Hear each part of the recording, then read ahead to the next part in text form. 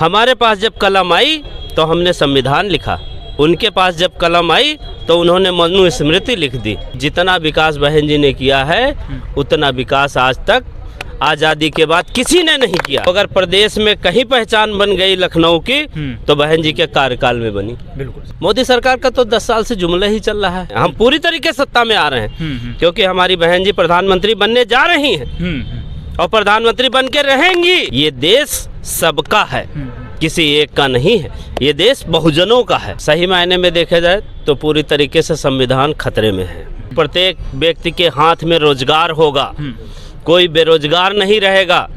मेरी अपनी खुद की मांग है कि बहराइच वासियों के लिए एक बहराइच विश्वविद्यालय। मेरा नाम है जयप्रकाश, आप देख रहे हैं अपनी वार्ता। अभी तक आमने सामने की लड़ाई थी, लेकिन दोनों पार्टियों की नींद को उड़ाने के लिए बीएसपी ने अपना प्रत्याशी घोषित कर दिया है और हमारे जहां पर उपस्थित है वहीं पर बीएसपी के प्रत्याशी सोनकर जी हैं। मैं इन्हीं से वार्तालाप करता हूं कि क्या इस बार मुद्दे रहेंगे बहराइच के लिए। और दूसरी बात ये बता दें कि बहराइच में सभी लोगों का एक मन रहता है, चाहे बस भाजपा हो या सपा हो या अन्य पार्टियाँ हों, सभी ने यहाँ पर राज तो किया है लेकिन बहराइच का अभी तक विकास नहीं किया। सबसे पिछड़ा जिला अगर कोई है, सबसे पिछड़ी अगर कोई लोकसभा है तो वो बहराइच है। और हमारे बीच में काफ़ी पढ़े लिखे प्रोफेसर हैं, लखनऊ विश्वविद्यालय में आप प्रोफेसर हैं, तो एक शिक्षित एक प्रतिष्ठित उम्मीदवार जो बीएसपी ने अपना यहीं पर घोषित किया, मैं उन्हीं से वार्तालाप करता हूँ। नेताजी, पार्टी ने आपके ऊपर विश्वास जताया तो उसे किस रूप में आप दें? आपको बहुत बहुत धन्यवाद। मैं डॉक्टर ब्रजेश सोनकर लखनऊ विश्वविद्यालय में असिस्टेंट प्रोफेसर हूँ। मेरे ऊपर बहन जी ने विश्वास जमाया है और विश्वास किया है। उस विश्वास में मेरे जो बहराइच के साथियों के मुद्दे हैं, उन मुद्दों में सबसे पहला मुद्दा ये है कि यहाँ की बाढ़ पीड़ा की बड़ी समस्या है। 80% यहाँ की जनता बाढ़ से प्रभावित हो जाती है, 60% जनता बाढ़ से प्रभावित हो जाती है, 3 महीना वो बेघर हो जाती है। उन विषयों पे मुझे बहुत से काम करने हैं। दूसरा, मुझे उच्च शिक्षा पे विशेष ध्यान देना। मेरी अपनी खुद की मांग है कि बहराइच वासियों के लिए एक बहराइच विश्वविद्यालय हो। जैसे लखनऊ विश्वविद्यालय है वैसे एक बहराइच विश्वविद्यालय हो। उसके अलावा महिला शिक्षा पे हमें विशेष ध्यान देना है कि हमारे यहाँ की क्षेत्रीय कुछ समस्याएं हैं, जैसे चिकनगुनिया हो गया, हाथी पाँव हो गया, ये सब यहाँ की क्षेत्रीय समस्याएं हैं। जो क्षेत्रीय समस्याओं को हमको ध्यान में रखते हुए हमको दिल्ली तक अपनी बात पहुंचानी है कि ये जो स्वास्थ्य संबंधी समस्याएं हैं ये समस्याएं दूर हों।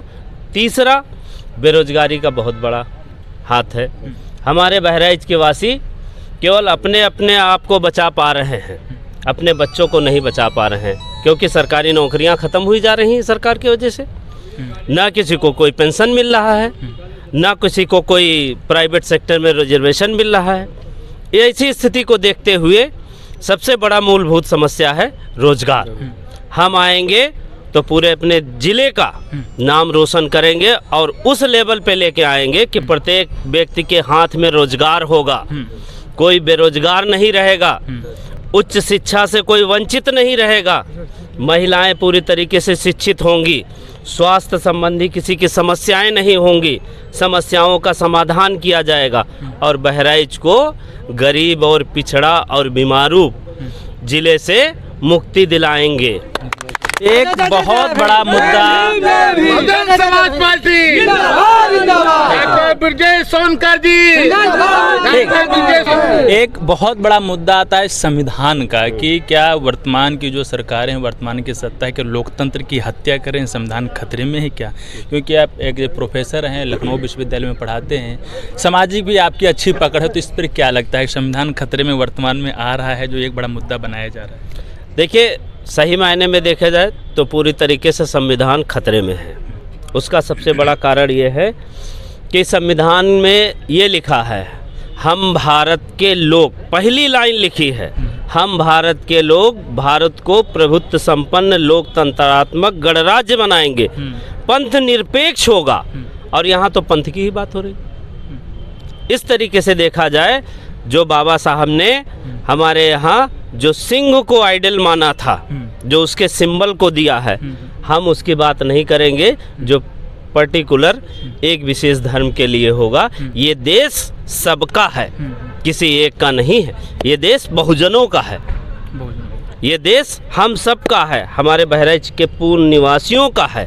हम लोग पूरी तरीके से देख रहे हैं कि संविधान पूरी तरीके से खतरे में है। हम पूरी तरीके से सत्ता में आ रहे हैं क्योंकि हमारी बहन जी प्रधानमंत्री बनने जा रही हैं और प्रधानमंत्री बन के रहेंगी। अच्छा जी। और हम सारी सीटों पे पूरी तरीके से किसी से गठबंधन करके नहीं, स्वतंत्र रूप से लड़ रहे हैं और स्वतंत्र रूप से सरकार बना रहे हैं। स्वतंत्र से सरकार बना। हाँ, देख लीजिएगा 4 जून को हम पूरी तरीके से बहुमत में आ रहे हैं। लेकिन मोदी जी या बीजेपी वालों का कहना है 400 पार की बात कर रहे हैं, तो अब टोटल सीट के तो 543 हैं, 400 पार की वही बात कर रहे हैं। आप ये बोल रहे हैं कि सरकार हमारी बन रही, तो क्या लगता है उनका जुमला है कि क्या है?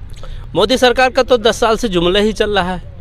वो चाहे रोजगार का हो, चाहे 15 लाख का हो, चाहे सबके शिक्षा का हो, चाहे बहनों और भाइयों का हो।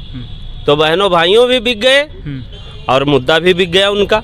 तो वो जुमलेबाजी हम नहीं करते हैं, क्योंकि हमने जब सत्ता में अपना अस्तित्व दिखाया है तो हम पूरी तरीके से खरे उतरे हैं। अगर लखनऊ के मुद्दे को देख लीजिए तो अगर प्रदेश में कहीं पहचान बन गई लखनऊ की तो बहन जी के कार्यकाल में बनी। बिल्कुल सही बात। और पूरे प्रदेश की बनी।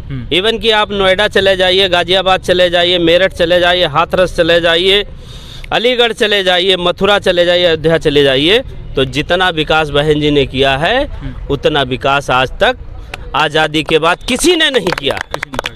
एक बहुत बड़ा मुद्दा ये भी आता है रिजर्वेशन का।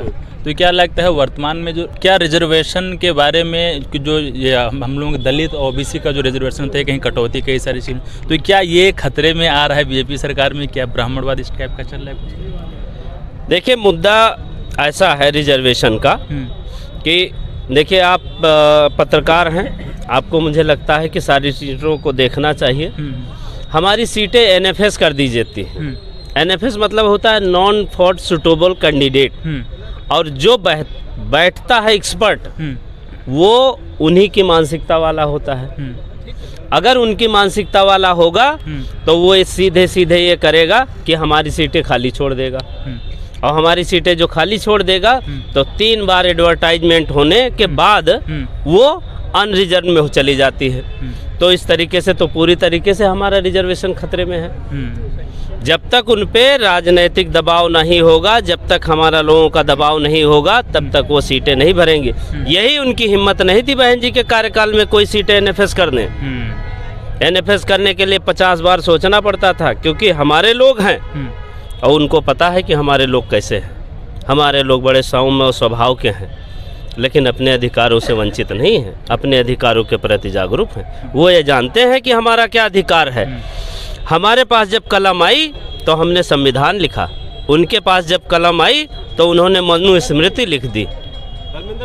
तो इसलिए अगर देखा जाए तो हमारा जो संविधान है उस संविधान को हमको बचाना पहली प्राथमिकता है। लास्ट प्रश्न हमारा, बिल्कुल लास्ट प्रश्न ही है, नहीं लास्ट प्रश्न है कि क्या लोगों को संदेश मैसेज देना चाहेंगे? बस लास्ट प्रश्न मेरा। हमारा संदेश लोगों तक है कि प्रिय मेरे बहराइच वासियों, भाइयों एवं बहनों, हम आपके लिए आए हैं और हम बहन जी का नेतृत्व लेके आए हैं। माननीय आदरणीय बहन जी ने हम पे विश्वास जमाया है और हम सबके लिए कुछ करना चाहते हैं। शिक्षा हो, चाहे स्वास्थ्य हो, चाहे नौकरी रोजगार का पेशा हो, चाहे उच्च शिक्षा का हो, चाहे महिला स्वास्थ्य का हो, सबके लिए मैं काम करना चाहता हूँ और सबके लिए समान व्यवहार करना चाहता हूँ।